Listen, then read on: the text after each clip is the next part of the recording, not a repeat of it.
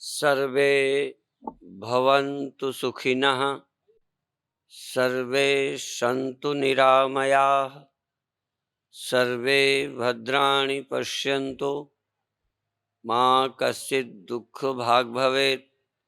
ओम शांति शांति शांति।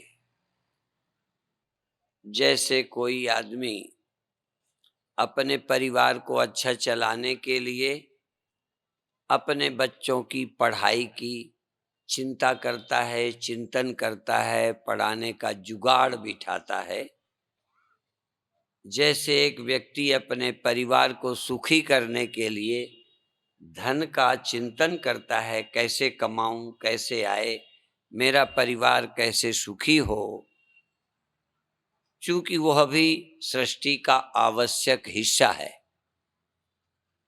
जैसे आवश्यकता पड़ने पर लोग अपने बेटे बेटियों की शादी की चिंता करते हैं, चिंतन करते हैं, तलाश करते हैं, व्यवस्था करते हैं, ऐसे ही हम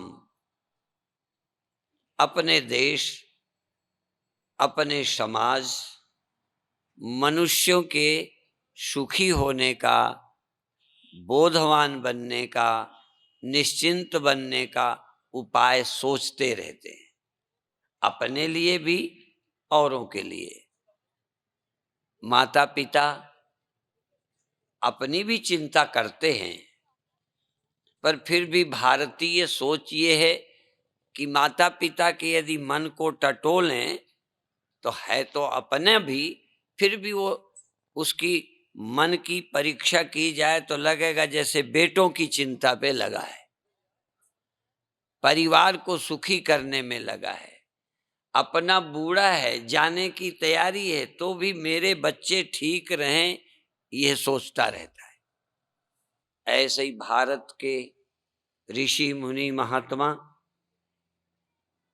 देश की चिंता करते हैं, देश का चिंतन करते हैं, ये हमारे देश के लोग कैसे अच्छे बने, कैसे सुखी रहें, कैसे दुखों से मुक्त हो जाएं।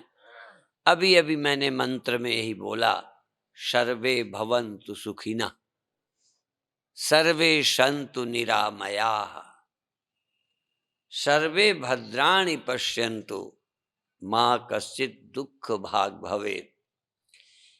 ये भद्राणि पश्यन्तु, सभी कल्याण को देख सकें, ये बड़ा कठिन है। जब आप खाते हैं तो हमारी सबकी रसना में मीठा मीठा लगता है, अच्छा लगता है, नमकीन अच्छा लगता है, पर ब्लड प्रेशर वालों को कहा जाता है नमक कम खाओ, हाई ब्लड प्रेशर वालों को, डायबिटीज वालों को कहा जाता है मीठा नहीं खाओ।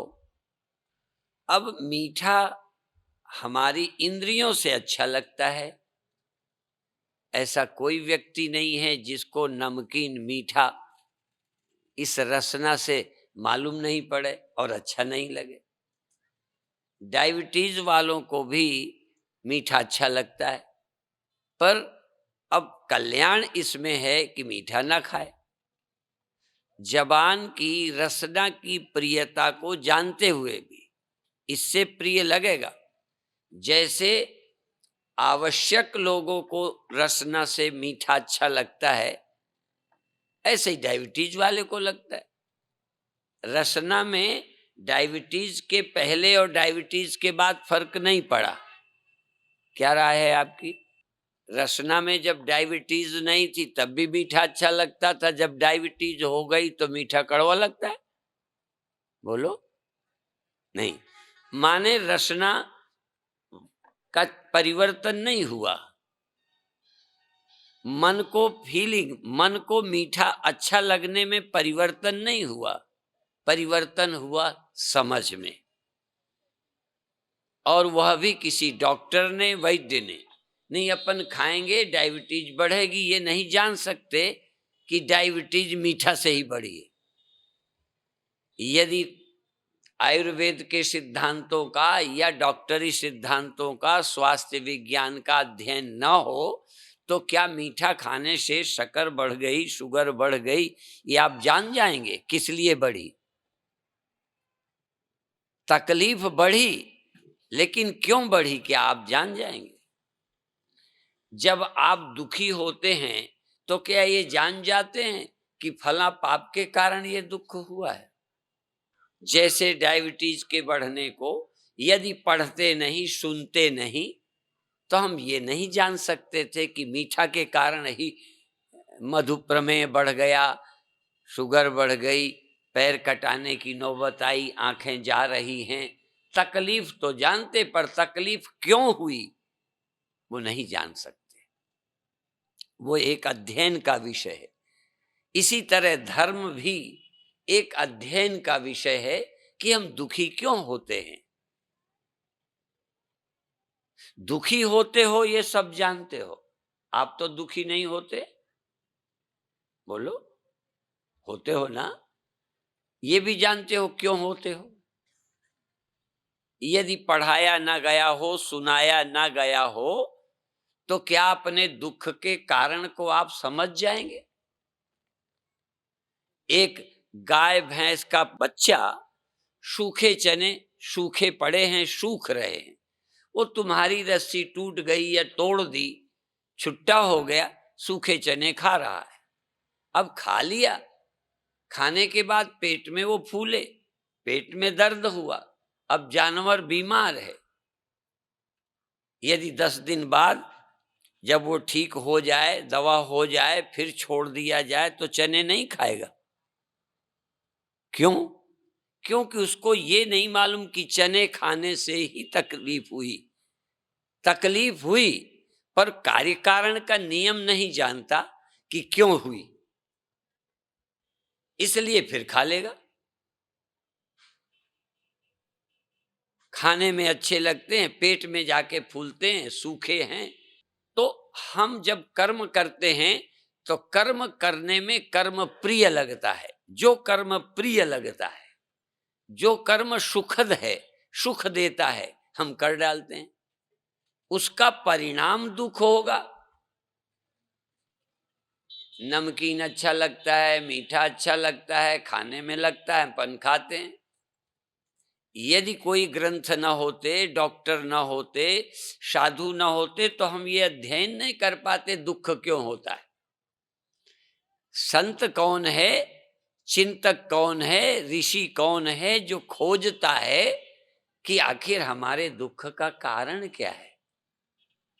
एक अभी छोटी सी पुस्तक, कल मैं अपनी ही पुस्तक देख रहा था, दुख का कारण और निवारण।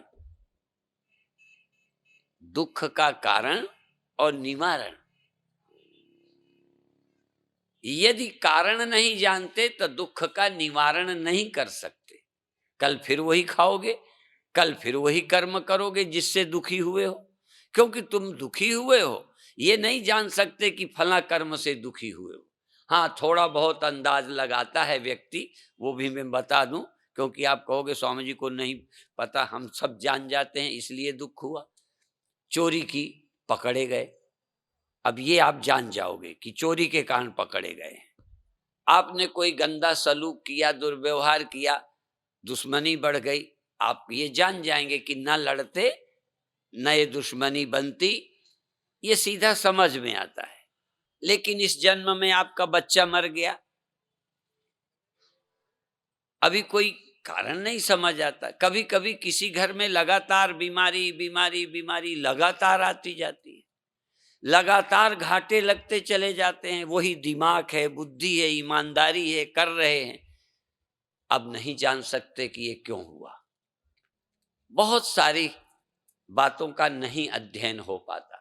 उसके लिए हमारे ऋषियों ने बताया कि हम जब दुख होता है तो कोई न कोई हमारे जन्मों जन्मों के पापों का ही फल है। वह हमें नहीं मिल सकता जो हमारा किया नहीं है।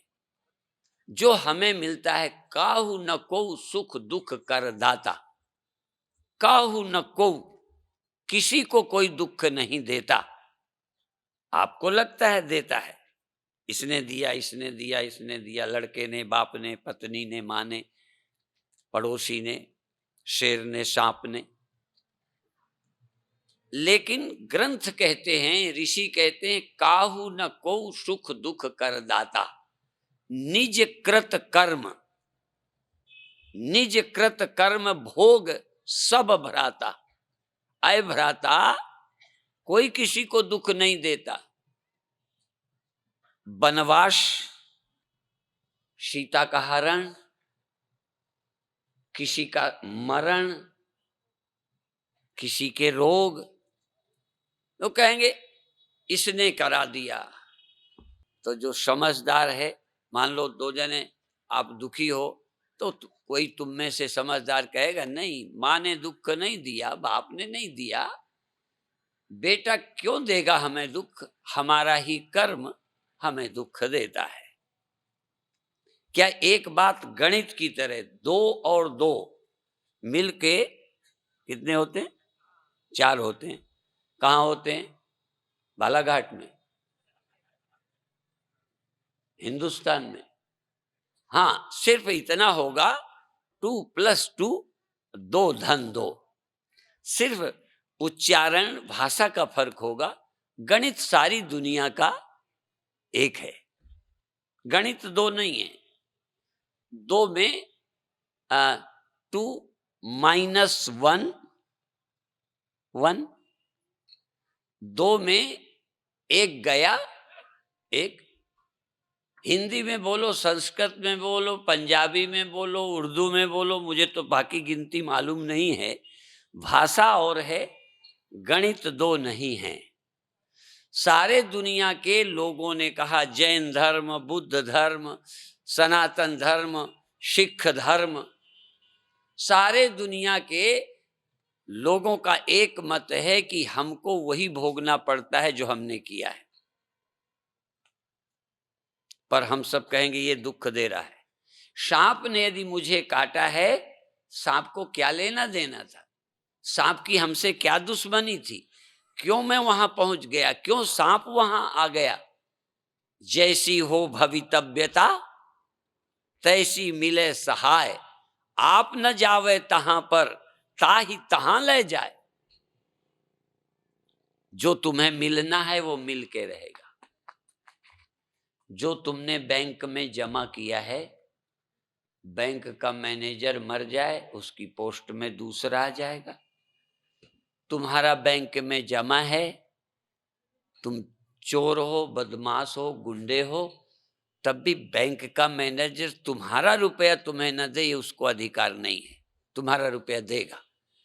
जो गलती की है वो पुलिस वाले तुम्हारी पिटाई करेंगे, वो एक अलग विषय है, उसका फल तुम्हें अलग मिलेगा। पर तुम्हारा जमा किया रुपया बैंक वाला रोक सकता है? मैं सन्यास ले लूं, मैं गृहस्थ हो जाऊं, साधु होकर रुपया जमा करूं, गृहस्थ हो जाऊं, या गृहस्थ होकर रुपया जमा करूं, सन्यास ले लूं, तो बैंक का मैनेजर मुझे रुपया नहीं देगा? बोलो, उसको हक है मेरा रुपया दबाए? मेरा किया हुआ कर्म मुझे मिलेगा। ईश्वर के संविधान है ये, मेरे कर्म फल को कोई रोक नहीं सकता। ना भुक्तम क्षीयते कर्म, जन्म कोटि सतैरपि। अपना किया कर्म बिना भोगे समाप्त नहीं होगा। जन्म कोटि सतैरपि, करोड़ों जन्म हो जाएं, ये नहीं कि इस जन्म में नहीं भोगा, अगले में नहीं भोगा तो छुट्टी हो गई। जो तुमने किया है तुम्हारे भोगे बिना खत्म नहीं होगा। जो तुमने जमा किया है, इस महीने ना निकालो, अगले महीने निकालो, अगले साल निकालो। मैनेजर मर जाए तब भी निकालोगे। दूसरा मैनेजर कागजात के रिकॉर्ड के अनुसार तुम्हारे नाम का जमा है, तुम्हें मिलेगा। एक बात पक्की हो जाए कि हमारा किया ही हमें मिलता है, तो हम अच्छे आदमी बन जाएं। पर जब हम दान देते हैं तो सोचते हैं कि हम अच्छा करेंगे तो हमें मिलेगा। नहीं, अच्छा, तुम यज्ञ में, सम्मेलन में, मंदिर में क्यों देते हो? साधु को क्यों देते हो? गुरुद्वारे में क्यों देते हो? कहीं ना कहीं लगता है देंगे तो हमें, बोलो, और जब ठगते हो तब नहीं मिलेगा। जिस भगवान के विधान से दिया हुआ हमें मिलता है, तो चोरी किया हुआ, ठगा किया हुआ, धोखा दिया हुआ, उसका फल तो नहीं मिलेगा। उस समय परमात्मा आंखें बंद कर लेता है, उसका हिसाब नहीं रखता। सिर्फ तुम्हारे अच्छे अच्छे का हिसाब रखता है, बुरे वाला नहीं रखता। बोलो, रखता है। मैं समझता हूं धरती कब की स्वर्ग हो जाए यदि हम गणित की तरह धर्म को सच्चा समझें, साइंस की तरह धर्म को समझें कि सीमेंट कम मिलाओगे छत कमजोर रहेगी। खेत में जो बोओगे, बोलो, अब संतों ने कहा है करना था सो ना किया, अब कर क्यों पछताए, बोया पेड़ बबूल का, आम कहां से खाए। मैं नहीं जानता ये किसका लिखा है, हमारी जाति का था कि विजाति का था, पर एक किसी संत का वचन है, और संत का कहा झूठा। इसीलिए लोग संतों की कथा सुनते सत्य वचन कहते हैं। सत्य वचन महाराज, सत्य, चाहे झूठा ही मानते रहें, पर बोलते हैं सत्य वचन महाराज। यदि संत के वचन सच्चे होते और तुम संत के वचन को सच्चा मान लेते, तो अभी तक तुम दुनिया में दुखी न रहते। तुम्हारा बच्चा तुम्हारे पास कितने दिन रहेगा? जितने दिन बेटे से सुख और दुख मिलने का प्रारब्ध है। एक बेटा जवानी में चला गया, क्यों चला गया? वो क्यों तुम्हारा बेटा बना था? वो बेटा है क्या? तुम्हारा कर्म तुम्हें सुख देने के लिए, या तुम्हारा ही कर्म तुम्हें दुख देने के लिए बेटा बन के आया। जवानी में मरेगा, रोगे, योग्य बनाना चाहोगे बनेगा नहीं, तुम्हें दुख देगा। तुम्हारा ही कोई कर्म पुत्र बन के आया है, तुम्हारा ही कर्म पत्नी बन के मिला है। चाहे कुलच्छन मिले, चाहे सुलक्षण मिले, चाहे पियक्कड़ मिले, हाँ, चाहे शैतान मिले, तुम्हारे ही कर्मों का पति बना है। नहीं समझ में आया? ये क्यों बने हैं? कुम्हार अपनी इच्छा अनुसार जैसे घड़ा बनाता है, ऐसे ही तुम वासना के अनुसार कर्म करते रहते हो। वही तुम्हारी वासना जन्म देती है, अपना भी औरों का भी। तो पहला सिद्धांत कर्म के अनुसार हमें मिलता है। भगवान कृष्ण जरूर कहते हैं ऐसा काम करो, कर्मण्येवाधिकारस्ते मां फलेषु कदाचन, मां कर्म फल हेतु भू माते संगोत स्वकर्मणि। भगवान ने कहा कि तुम कर्म करो, पर ऐसे कर्म करो कि फल ना मिले। कौन सा फल ना मिले? बुरा कि अच्छा कि दोनों? ये भी एक बात है। हमें कर्म का, हमें दान का भी फल ना मिले, हमें पाप का भी फल ना मिले। हमें पुण्य और पाप का फल नहीं चाहिए, और पुण्य और पाप करना नहीं। हे प्रभु, जो तू कराना चाहे करा, मेरी कोई फल पाने की इच्छा नहीं है। मैं स्वर्ग जाने के लिए दान नहीं करूंगा, मैं नरक के डर से युद्ध ना करूं, ऐसा भी नहीं। मैं नरक को भी नहीं डरूंगा, और डरता हूं तो आप ज्ञान दो, मैं नरक को भी न डरूं। शुभ कर्मंते कबहू न डरो, मैं ना डरूं। लोग अच्छा माने बुरा माने, लोग तो कृष्ण को अच्छा नहीं मानते, लोग गुरु गोविंद सिंह जी को अच्छा नहीं मानेंगे। युद्ध किया जैन धर्म के हिसाब से, हाँ, भगवान कृष्ण अभी भी नरक में पड़े हैं। बुरा नहीं मानना, घबराओ मत, अभी भी वो नरक में है। चूंकि इतनी हिंसा की कराई, सारी हिंसा की जिम्मेदारी उनकी। अहिंसा परमो धर्म, पर भगवान कृष्ण, भगवान राम, गुरु गोविंद सिंह वो कहते हैं जिस अहिंसा से हिंसा बढ़ जाए, जिस अहिंसा से कुछ न करने से आतताई बढ़ते रहे, संसार में हिंसा बढ़े, वो अहिंसा भी हिंसा ही है। और जिस हिंसा से हिंसा कम होवे, हिंसा समाप्त होवे, हिंसक डर जाए, हिंसक समाप्त हो जाए, जिससे धरती पर अहिंसा फले फूले, उसके लिए की गई हिंसा अहिंसा है। तो भगवान कृष्ण के कहने का ढंग अलग है। भगवान कृष्ण अर्जुन को भी कहते हैं कि देख, कर्म से मत भाग, तू फल की इच्छा छोड़। तू क्या राज्य पाने भर के लिए लड़ रहा है? क्या प्रतिशोध बदले की भावना से लड़ रहा है? तू क्यों लड़ रहा है? और फिर लड़ने के लिए फौज मांगने और मुझे मांगने तुम आए हो। शुरुआत तो मैंने की नहीं, तो तुम क्यों लड़ने आए थे? और क्यों अब धनुष बाण फेंक रहा है? आखिर बता, आया क्यों था? अब जा क्यों रहा है? कहें मैं नरक चला जाऊंगा, कहें उसका इंतजाम मैं करूंगा, नरक नहीं जाने दूंगा। तू नरक जाने के डर से लड़ना बंद करेगा? मुझे वोट ना मिलेंगे इसलिए तू ये फालतू की बात करता है, मुझे वोट मिल जाए इसलिए मंदिर में अड़ंगा डालता है। तू कुर्सी के लिए मर रहा है, ये गलत है। तू कोई फल ना चाह, फिर जो कर्म करेगा पाप पुण्य की जिम्मेदारी मेरी है, पर तू कर्म कर जिसमें फल की इच्छा ना हो, फल की प्राप्ति की रुचि ही ना हो। फल पाने के लिए तू सोचा ही मत। कर्मण्ये वाधिकारस्ते मां फलेषु कदाचन, मां कर्म फल हेतु भू माते संगोत अकर्मण। तू कर्म का त्याग कर, आलसी मत बन।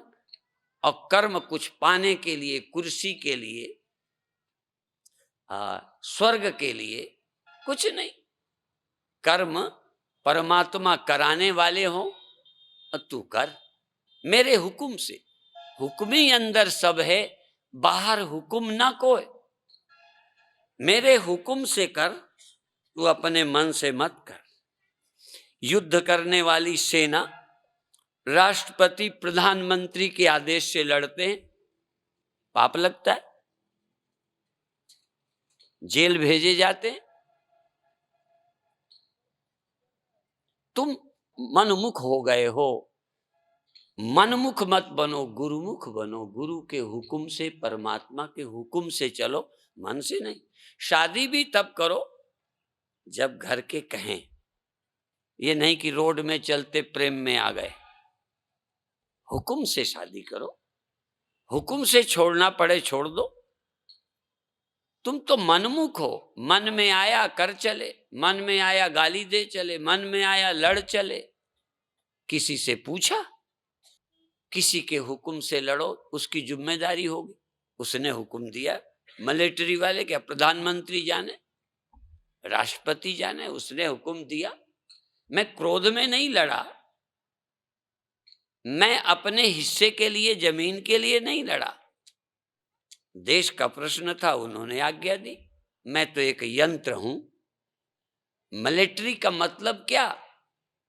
जो अपनी अकल से नहीं, हुक्म से लड़ता है। मशीन है मिलिट्री का आदमी, माने मशीन।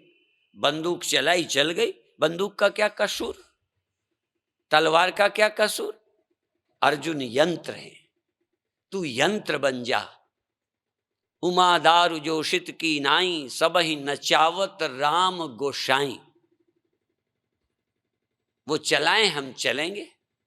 हम कुछ भी नहीं है, हमारी कोई इच्छा ही नहीं, हमारी कोई योजना नहीं। उसकी योजना से आए हैं, उसकी योजना से हैं, उसकी योजना से वापस हो जाएंगे।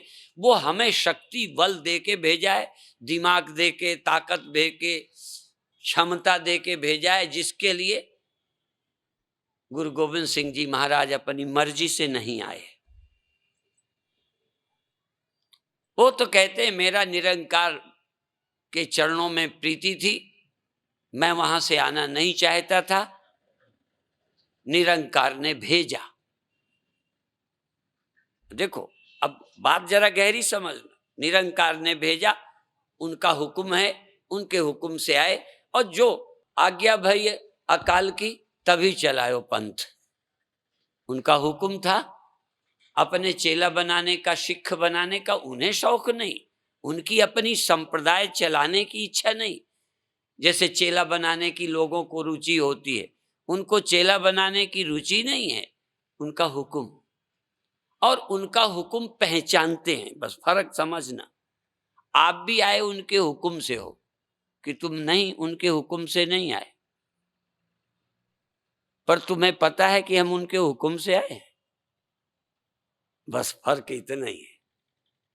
उनको पता है कि मैं उनके हुक्म से आया, उनके हुक्म के अनुसार चल रहा हूं, जो ड्यूटी दी है मैं लगा हूं, मुझे न पाप न मुझे पुण्य, न मेरी कोई अपनी इच्छा, उनका हुक्म।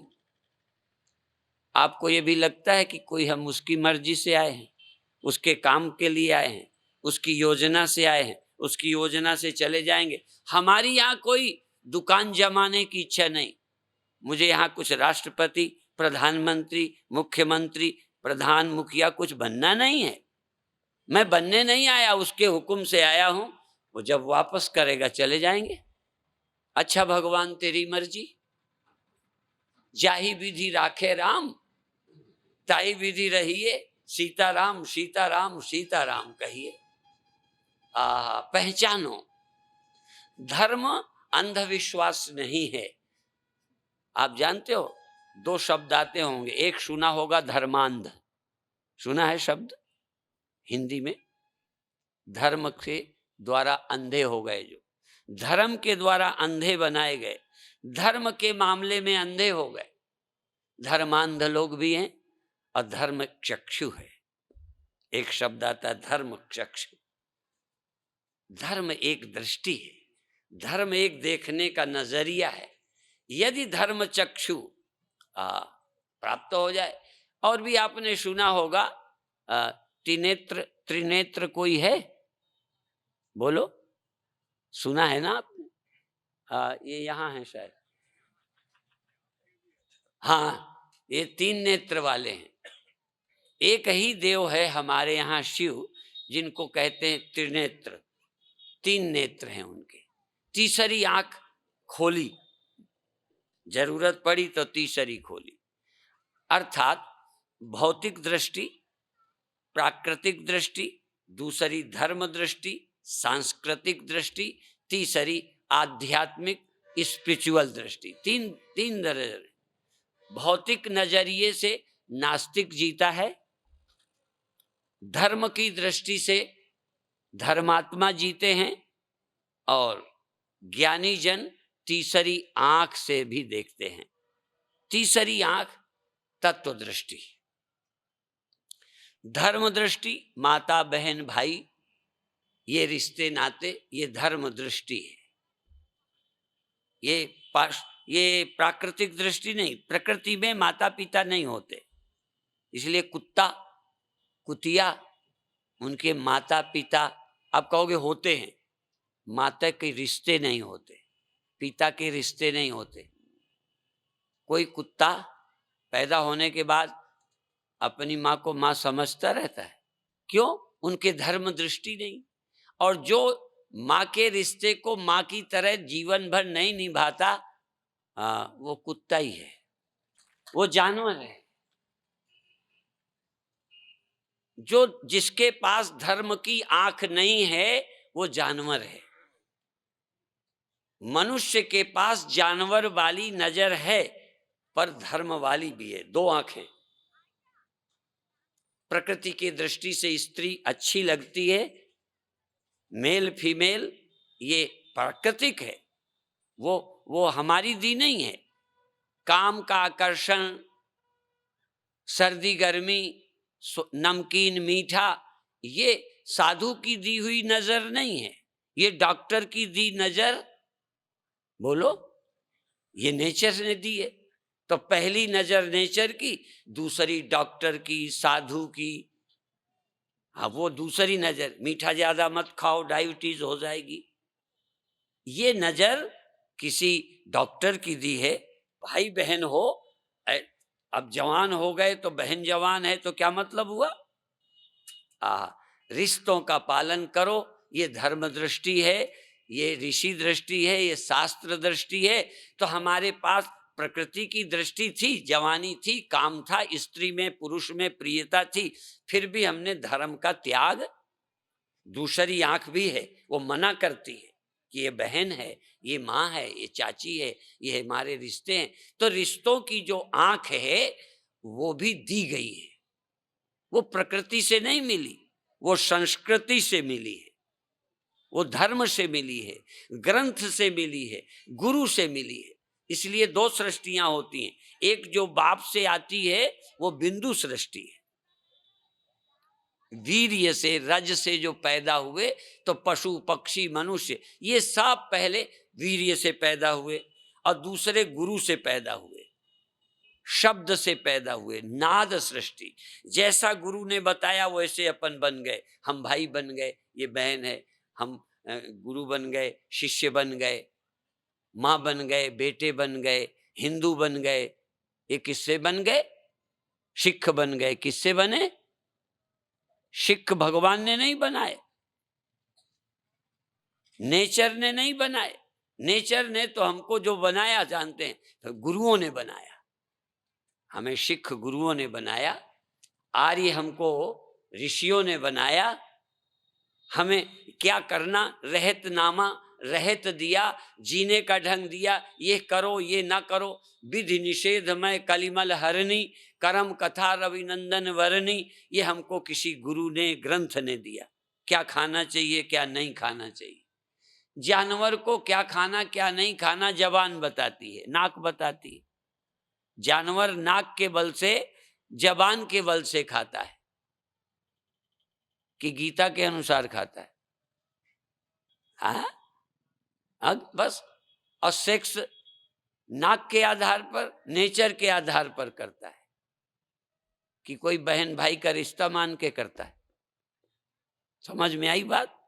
तो एक आंख नेचर ने दी थी जिससे आम लोग चलते हैं, दूसरी नजर ग्रंथ ने दी है जिससे भक्त सत्संगी धार्मिक लोग चलते हैं, तीसरी आंख शिव जी ने प्राप्त की थी जब शिव तीसर नयन उघारा। तीसरी आंख खोली तो न कोई आदमी था न औरत था, न पशु थे न पक्षी थे, ब्रह्म वेदम सर्वम। ये जग हर का रूप है, हर रूप नजर ही आया। तीसरी आंख ज्ञानियों के होती है। धर्मात्माओं के दो, ज्ञानियों की तीन आंखें होती हैं। हर ज्ञानी के, चाहे वो शिव है या जिसके तीसरी आंख हो वो शिव हो जाता है।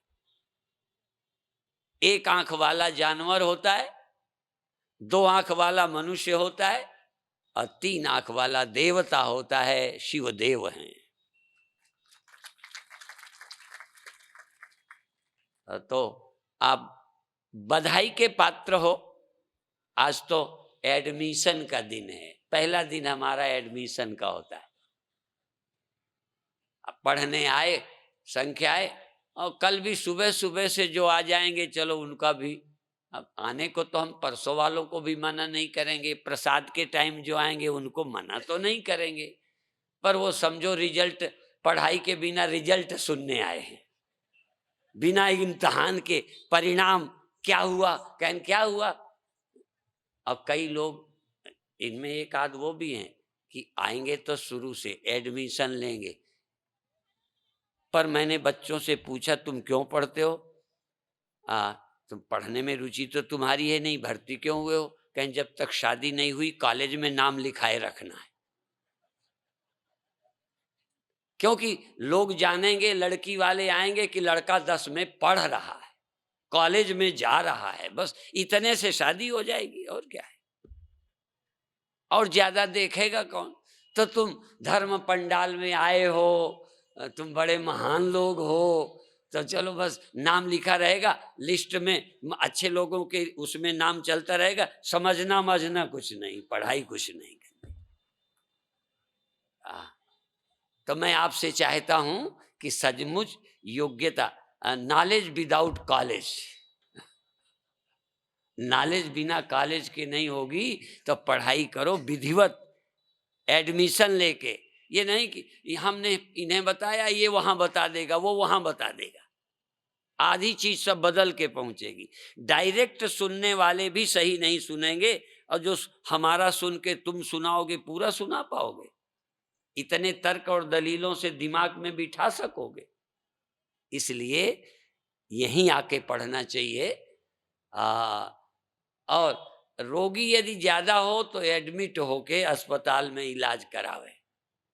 तो एडमिट हो, अभी तो ये 3 दिन का शिविर है, 2 दिन इलाज होगा यहाँ, और 2 दिन में काफी आप स्वस्थ अनुभव करोगे, बल अनुभव करोगे, वीकनेस, कमजोरी चली जाएगी। कोई शारीरिक वीकनेस ही नहीं होती, दिमागी वीकनेस भी है, मानसिक भी रहती है, दुर्बलता। आपका मन स्वस्थ हो, आपकी विवेक क्षमता बढ़े, आपके जीवन में प्रसन्नता का संचार हो, आत्मविश्वास बढ़े, आप इस धरती पर जीते जागते 2 पैरों वाले, हाथ वाले, चलते फिरते 3.5 हाथ के भगवान की तरह विचरो, जैसे भगवान राम विचरे। गुरुओं की तरह इस धरती पर घूमो, जीवन को मुक्त बना के। हाँ, मुक्त होके विचरो, निश्चिंत होके, निर्द्वंद होके विचरो। मानस से देवते मानुखते, मानुष से देवते किए, करत न लागी बार। देर नहीं लगती, मनुष्य से देवता कर देते हैं गुरु।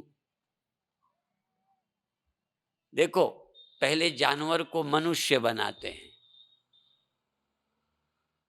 जन्मते थे तो जानवर, यदि धर्म ना होते, किसी के अनुयायी ना होते, किसी धर्म में ना होते, तो जानवर होते। क्या खाते, क्या करते, जैसे जानवर। तब भाई बहन नहीं होते। इसीलिए एक बात मैं और प्रसंग में कह दूं, भारत में नास्तिक से नास्तिक भी कहता है कि धर्म अफीम है, कहता है। कई पार्टी वाले कहते हैं धर्म अफीम है, पर मैं कहता हूं कि तुम कहते धर्म को अफीम हो, पर तुम भी अपने घर में अभी अफीम खाते हो, अर्थात धर्म का पालन करते हो। भारत का राजनैतिक अपनी बहन को बहन न मानता हो, माँ को माँ न मानता हो, आके कहे। और यदि ये मानता है तो धर्म को मानता है। भले राजनीति की रोटियां सेकने के लिए धर्म को गाली देता हो, पर भारत का आदमी कुछ न कुछ धर्म को मानता है।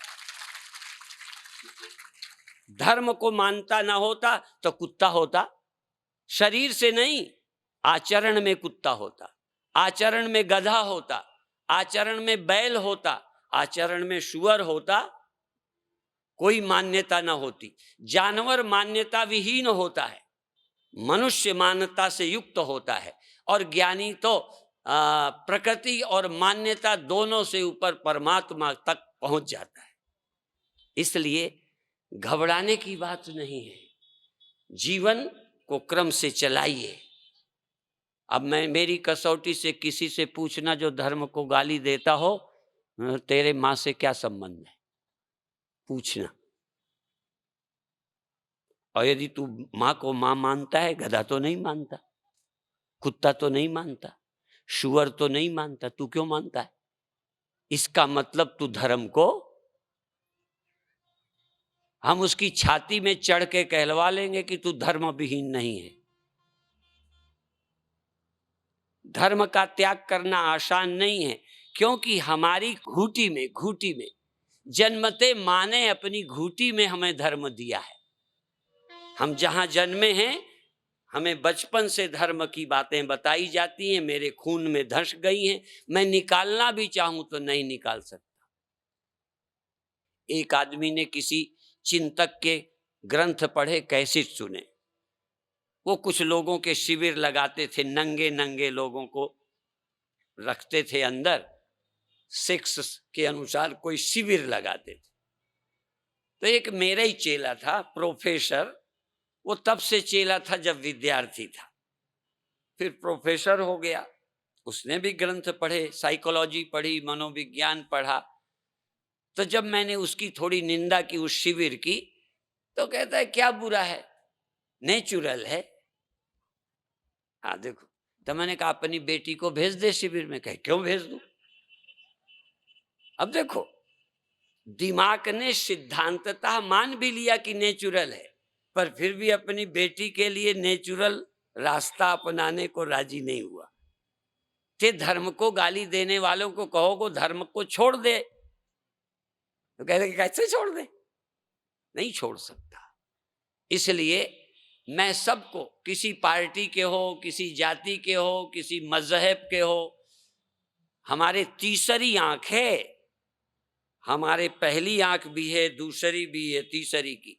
कई के एक आंख वाले होते हैं, कई दो आंख वाले होते हैं, तीसरी तो किसी भाग्यशाली को होती है, वो भगवान शिव के थी। हम तीसरी आंख भी खोलने की बात करते हैं। मेरा मुख्य विषय तीसरी आंख खोलना है, पर चूंकि देखा दूसरी आंखें कमजोर हो गई, धर्म की नजर कमजोर हो गई, लोग धर्म से विमुख होने लगे, दूसरी आंख बंद है, एक ही से काम चला रहे और वही तर्क देते हैं, किताबें लिखते हैं, ये सब बेकार है, ये सब मान्यता है, हिंदू मुसलमान और सिख ईसाई ये मान्यता है। हाँ, मान्यता विहीन समाज चाहिए, ऐसा लोग कहते हैं। तो फिर हम धीरे धीरे उन लोगों से बात करते हैं कि हमको मान्यता विहीन समाज नहीं चाहिए। मान्यता विहीन जानवर मान्यता के पार, देखो विहीन और पार में फर्क है। एक में मान्यता नहीं है, वो है जानवर। एक मान्यता वाला है, वो है मनुष्य। एक मान्यता से भी पार चला गया है।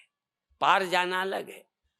देखो, एक आदमी का कोई दुश्मन न रहे, एक आदमी की नजर में कोई दूसरा न रहे, ये ऊंची बात है। एक आदमी को भेद ना रहे, भेद भेद नहीं रखता जानवर। कुत्ता काम वासना में वो कोई भेद नहीं रखता कि ये बहन है कि बेटी है कि माँ है, रखता है? जानवर कोई भेद नहीं रखता, काम काम, भूख भूख, ठंडी ठंडी, कोई भेद नहीं रखता। मनुष्य वासनाओं के समय, कामनाओं के समय भी भेद रखता है। काम है, पर मेरी ये क्या है, ये मेरी पत्नी है, ये मेरी पत्नी नहीं है। अर्थात जो भेद रखता है वो मनुष्य है, जो भेद नहीं रखता है वो जानवर है, और जिसे भेद की जरूरत नहीं है वो परमात्मा है। भेद रखता ही नहीं। क्यों नहीं रखता? वह शरीर मानकर जीता ही नहीं। पुरुष नहीं हूं, ना हम मनुष्य हो, न च देव यक्षो, न मैं मनुष्य हूं, न पुरुष हूं, न स्त्री हूं, फिर क्या हो? हम चैतन्य ब्रह्म। हमें जरूरत ही नहीं स्त्री पुरुष की, हमें जरूरत नहीं शत्रु और मित्र, हमें जरूरत नहीं हिंदू और मुसलमान, हमें जरूरत नहीं जन्म और मृत्यु। हम तो जन्म और मृत्यु से रहित, जन्म और मृत्यु से। अब ये जन्म मृत्यु ये तो धार्मिक है और भौतिक है। भौतिक लोग एक जन्म मानते हैं, धार्मिक लोग बहुत जन्म मानते हैं, और ब्रह्मज्ञानी जन्म मरण रहित मानते हैं। ये तीसरी नजर तो लोगों के पास नहीं है। न जायते मृते वा कदाचिन, नायम भूत्वा भविता वा न भूया, अजो नित्या शाश्वतोयम पुराणो, न हन्यते हन्यमाने शरीरे। और तीसरी दृष्टि उपनिषद की है, तीसरी दृष्टि गुरुओं की है, तीसरी दृष्टि गीता की है, तीसरी दृष्टि स्पिरिचुअल आध्यात्मिक लोगों की है। तीन दृष्टियां हैं, चौथी कोई दृष्टि नहीं होती। तीन दृष्टियां ही। भोगी लोग एक नजर के पक्षधर हैं, धार्मिक लोग संयमित भोगना चाहते हैं, नियम में रहना चाहते हैं, कानून में चलना चाहते हैं, वो धार्मिक लोग हैं। रोड में स्पीड ब्रेकर होता है, डिवाइडर होता है, चौराहा होता है, हरी लाल बत्ती होती है कि नहीं? वो किस लिए? चलना रोकने के लिए, चलना बंद करने के लिए, अड़ंगा लगाने के लिए। बोलो, देखो, नाड़ंगा लगाना है, न तुम्हें कष्ट देना है, बल्कि बिना नियम कानून के जो नुकसान होने वाले हैं उनसे बचाने के लिए स्पीड ब्रेकर बनाए गए हैं। जरा पूछना कि स्पीड ब्रेकर तुमने क्यों बनाए, तो कहेगा तुमको परेशान करने के लिए। तुम लाल और हरी बत्ती चौराहे पे क्यों? नुकसान से बचाने के लिए। तो जब रोड पर चलने के लिए नियम बनाए, तो जिंदगी के जीने के लिए कोई नियम नहीं बनाने चाहिए? जिंदगी के जीने के लिए जो नियम बनाए हैं उनको हम धार्मिक कानून कहते हैं। तो रोड के नियमों पर चलोगे, पालन करोगे। यद्यपि कभी कभी स्पीड ब्रेकर बुरा लगता है, अधिकतर बुरा लगता है, फिर भी जरूरी समझ के बनाए गए। ये लाल बत्ती बीच में चौराहे पर, ये फाटक, अभी अभी हमने आज बहुत फाटक पार किए। हाँ, इतने फाटक, एक जगह तो अटके, फिर दूसरी जगह से लौटे, एक जगह बिगड़ा था। अब देखो, फाटक ये रेल के जरूरी नहीं होते, यद्यपि लगता है हमें निकल, एक जगह तो निकलते निकलते लगा यदि अंदर चली गई होती तो निकल जाने देता। अब वो जरा सा संकोच कर गया, उसका फाटक यूं हो गया, अब लटके रहे। बुरा लगा, लेकिन मान लो जल्दी में निकल पड़े, आ जाए ट्रेन, या जाते जाते हमारी गाड़ी ही बीच ही में रुक जाए, आ, गड़बड़ कर जाए, रुक जाती है गाड़ी, कुछ हो जाए तो फिर क्या होता? तो एक बार का खतरा बचाने के लिए 100 बार कष्ट उठाना अच्छा है। एक नुकसान से बचने के लिए इतने जिंदगी भर नियम का पालन करना। इसलिए हम सब नियमों के अनुसार चलें, नियम के तहत जिंदगी को जिएं, पहला। और दूसरा, नियम से अतीत वहां जाएं जहां व्यवहार नहीं है। देखो, जागृत में और स्वप्न में संसार रहता है, चाहे ख्याल का रहता है, चाहे भौतिक रहता है। स्वप्नों में भी दूसरा रहता है, सुख दुख रहते हैं, चिंताएं रहती हैं, लाभ हानि रहता है स्वप्न में। गहरी नींद में कुछ भी नहीं रहता, क्योंकि वहां संसार ही नहीं। ऐसे ही ज्ञानी क्या, जब ध्यान सुमिरन होता है तब काम क्रोध लोभ नहीं रहते। जब वो आत्मा का चिंतन करता है तो कोई और की कल्पना नहीं करता। तो जहां और की कल्पना नहीं, तहां धर्म की भी जरूरत नहीं। धर्म तो तब चाहिए जब मैं देखूं, जब मैं करूं, जब मैं मिलूं, तब देखना है ये कौन है, इससे कैसे बोलना है, ये मेरा क्या लगता है, क्या खाना है। जब जब मैं ध्यान में जाऊं तो न खाना है, तो क्या खाना क्या न खाने का सवाल नहीं। गहरी नींद में जाऊं तो क्या देखना है वहां? गहरी नींद में कुछ देखना होता है? जब आंख हो तो देखना है कि ये बहन है कि ये बेटी है। जब मैं खाने जाऊं तो देखूं खाने योग्य है कि नहीं खाने योग्य है। जब मैं करने जाऊं तो देखूं करना चाहिए कि ये काम नहीं करना चाहिए। इसलिए विधि निषेध मय कलिमल हरणी, ये जमुना नदी करने में विधि निषेध, ये नहीं करना चाहिए, इनको ये करना चाहिए। हर व्यक्ति के जीवन में आवश्यक है, पर जब करने से रहित हो, समाधि में हो, सुमिरन में हो, तो वहां करना ही क्या है? जहां करना नहीं वहां धर्म नहीं, जहां करना नहीं वहां पाप पुण्य नहीं, जहां व्यवहार नहीं, व्यवहार से अतीत। तो सुमिरन के समय जब व्यवहार करना हो तो इंद्रियों के अनुसार और धर्म के अनुसार। इंद्रियों के अनुसार जानवर करता है, धर्म के अनुसार मनुष्य करता है, और ज्ञानी व्यवहार में धर्म के अनुसार करता है और ध्यान के समय करता ही कुछ नहीं। ध्यान के समय समाधि में होता है, इसीलिए उसको अमन बोलते हैं। अमन शब्द सभी संतों के ग्रंथों में मिलता है, कबीर साहब के मिलता है, गुरुओं के मिलता है अमन।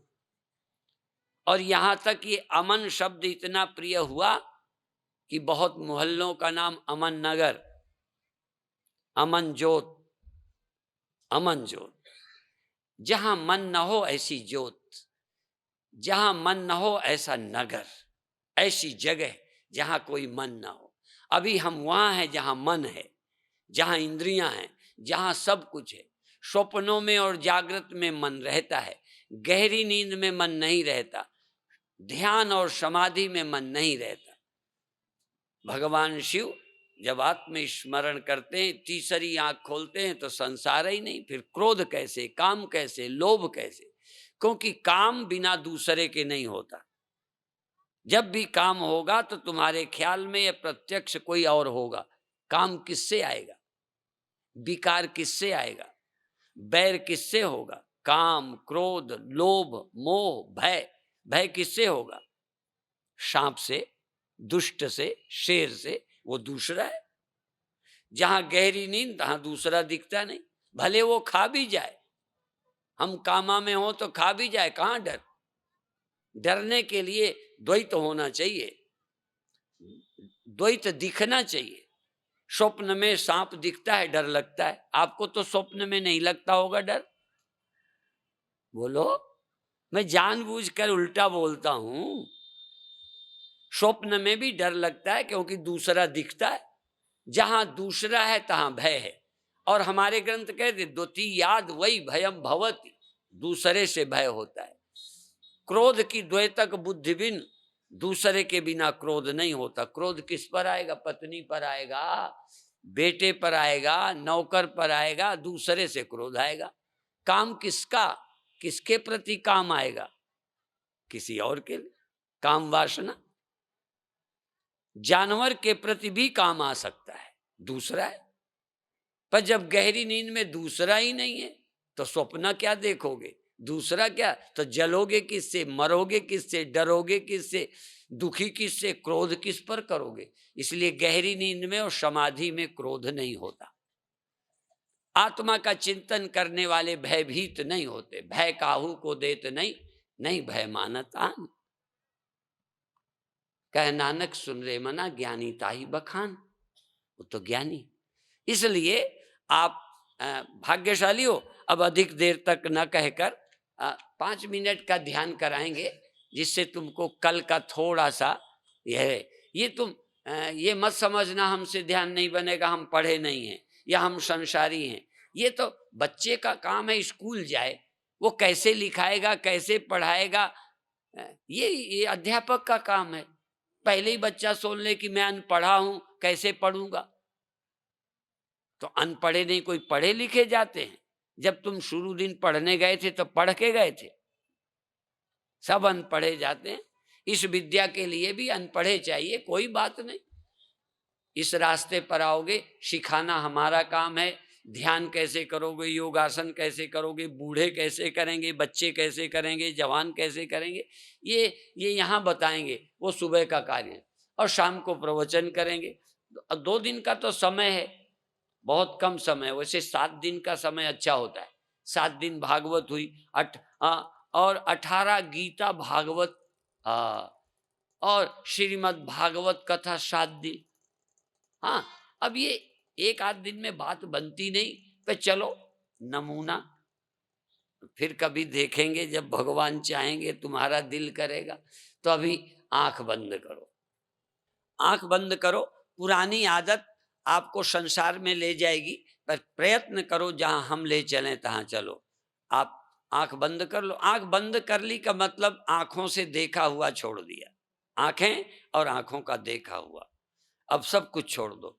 एकदम भीतर, जैसे अभी अभी जागे हो, अभी आंख नहीं खोली होती। जैसे जन्मता बच्चा अभी पैदा हुआ, आंख बंद है, उसने न माँ देखी न दुनिया देखी। जरा ख्याल करो, बच्चे को क्या पता है? कुछ भी नहीं। ऐसे ही आप अभी अभी, जैसे अभी अभी तुम जन्मे हो, अभी अभी जगे हो, आंख नहीं खोली, कुछ बाहर सुना नहीं था, अभी अभी जागे हैं। बस उस जगने को पकड़ लो। श्वास धीरे धीरे लो, धीरे धीरे छोड़ो, बस और कुछ नहीं। श्वास भी पेट में नहीं ले रहे थे, जन्मते श्वास ली है, जन्मते ही श्वास चलने लगती है। अभी अभी आप श्वास लेने लगे और छोड़ने लगे। समझो अभी जन्मे, अभी आए, हमें दुनिया का कोई पता ही नहीं, पर जागे, श्वास चलने लगी। श्वास चलती है, इतना ही पता है। अब श्वास जब आती है तो कुछ नसों में, पेट में क्रिया होती है, श्वास आती है, कोई हरकत होती है। श्वास तो नहीं पता चलती, पर जब हवा जाती है तो सूक्ष्म क्रिया होती है, और श्वास लौटती है तो पेट पिचकता है। अंदर देखना, अंदर ख्याल करो, श्वास आते में कुछ होता है, पेट फैलता है, नसों पर क्रिया होती है, और फिर श्वास लौट जाती है, फिर श्वास आती है, फिर पेट उभरता है। जैसे गुब्बारे में हवा भरो, हवा तो नहीं दिखती पर गुब्बारा फैलता मालूम पड़ता है। हवा निकलते नहीं मालूम पड़े पर गुब्बारा सिकुड़ता मालूम पड़ता है। ऐसे ही पेट, नरम नरम पेट गुब्बारे की तरह है। हवा भर जाती है, हवा निकल जाती है, हवा भर जाती है, हवा निकल जाती है। हवा के भरने में पेट में, पेट की नस नाड़ियों में कुछ हो रहा है, और श्वास लौटते में भी कुछ सिकुड़न होती है, शिथिल होता है पेट, टाइट होता है पेट। पेट तन जाता है, टाइट हो जाता है, पेट शिथिल हो जाता है, रिलैक्स हो जाता है। Stomach tight, inhale time, exhale time relax. श्वास रेचक, श्वास निकल जाएगी, पेट शिथिल हो गया, पेट में हवा आ गई, पेट तन गया, फूल गया, फैल गया। अंदर से देखो, और कोई मतलब नहीं, कोई मतलब नहीं। तुम जाग रहे हो, तुम्हारे आंखें ना होती तब भी होते। समझ लो मेरे अभी आंखें हैं ही नहीं। थोड़ा मेरी बात सुनने भर के लिए कान है, बाकी आज तक का सुना हुआ कान जैसे थे ही नहीं। किसी तरह मेरी आवाज आप तक पहुंच रही है। तुम्हें कान की भी जरूरत नहीं, आंख की जरूरत नहीं, अभी हाथ की भी जरूरत नहीं, अभी कुछ करना नहीं, पैर की जरूरत नहीं, कहीं जाना नहीं, बस श्वास और मेरे होने की जरूरत है। मैं अंदर जग रहा हूं, श्वास ले रहा हूं, छोड़ रहा हूं, और सब सुख दाता राम है, दूसर नाहिन कोय। कह नानक सुन रे मना, ते सुमिरत गत हो। राम नाम का सुमिरन कर।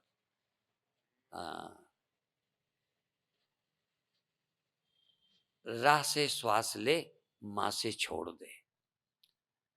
अंदर से नहीं बोलना, इस वाणी से नहीं बोलना, इस मांस की जबान का प्रयोग मत करो।